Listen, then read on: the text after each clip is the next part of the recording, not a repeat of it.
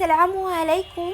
আজ তৈরি করে দেখাবো সরষে ইলিশ তিতা ছাড়াই রান্না। এভাবে বানালে স্বাদও ভালো থাকবে আর খেতেও কিন্তু দারুণ লাগবে।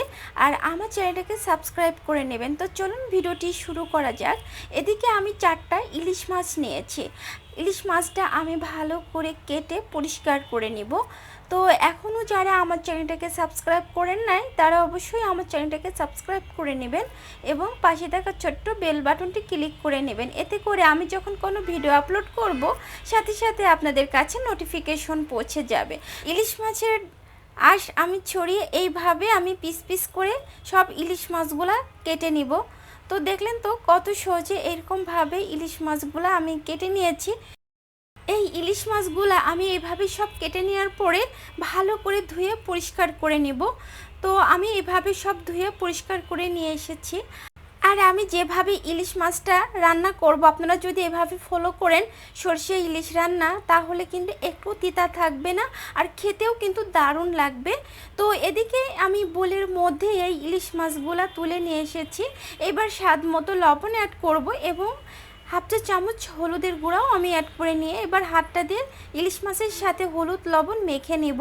তো মেখে নেওয়ার পরে এদিকে আমি একটি ফ্রাই প্যান নিয়েছি। ফ্রাই প্যানের মধ্যে আমি সরিষার তেল অ্যাড করে নিব।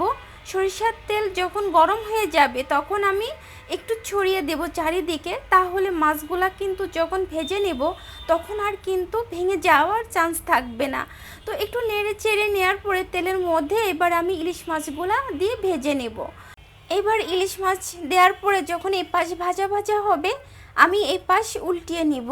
আর এইভাবে যদি ইলিশ মাছ রান্না করেন খেতেও কিন্তু ভালো লাগবে আর খুবই প্রশংসনীয় হবেন সবার কাছে। তো আমি ইলিশ মাছগুলো এভাবে তেল থেকে তুলে নিব যেহেতু ভাজা ভাজা হয়ে গেছে। তো একই তেলের মধ্যে অ্যাড করে দেব 1 কাপ পেঁয়াজ পেস্টটা দিয়ে একটু ভালো করে নেড়ে চেড়ে এর মধ্যে অ্যাড করে দিব গোল্ড কালার এবং রেড কালারের সরিষা পেস্ট। আমি 1 কাপ নিয়েছি।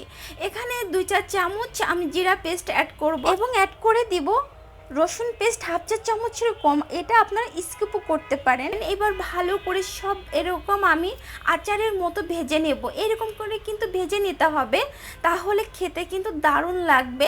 এইবার ভালো করে ভেজে নেওয়ার পরে স্বাদ মতো লবণ হলুদের গুঁড়া দেব হাফ চা চামচেরও কম, অ্যাড করে দিব ঝালের গুঁড়া। আপনারা এখানে ঝালটা কতটুকু রাখবেন সেই অনুযায়ী ঝালটা আপনারা আপনাদের পছন্দ মতো অ্যাড করে নেবেন। আর অ্যাড করে দেব ধনিয়ার গুঁড়া হাফ চা চামচ। এবার ভালো করে নেড়ে চেড়ে এর মধ্যে অ্যাড করে দেব গরম পানি। এবার পানিটাও দিয়েও ভালো করে নেড়ে চেড়ে এবার আমি ঢাকনাটা দিয়ে ঢেকে রাখবো ঝোলটা বলক ওঠা পর্যন্ত। যখন ঝোল থেকে বলক উঠে আসবে তারপরে ঢাকনাটা উঠিয়ে আমি এক এক করে মাছগুলা দিয়ে দিব।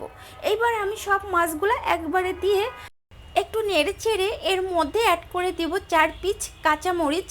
আর কাঁচামরিচটা আমি এইভাবে মাঝখান থেকে ফালি করে দিয়ে দিব।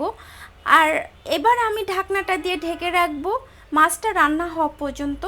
তারপরে মাছটা যখন রান্না হয়ে যাবে তারপরে আপনাদের ঢাকনাটা উঠিয়ে দেখাচ্ছি। দেখেন কত সুন্দর হয়েছে সরষে ইলিশ রান্না। আপনারা একবার হলেও এরকম সরষে ইলিশ রান্না করুন আর খেতেও কিন্তু দারুণ মজা। তো এবার আমি চুলাটা অফ করে দিব। এইবার গরম গরম পরিবেশনের পালা, একটি প্লেটে আপনাদের সার্ভ করে দেখাচ্ছি।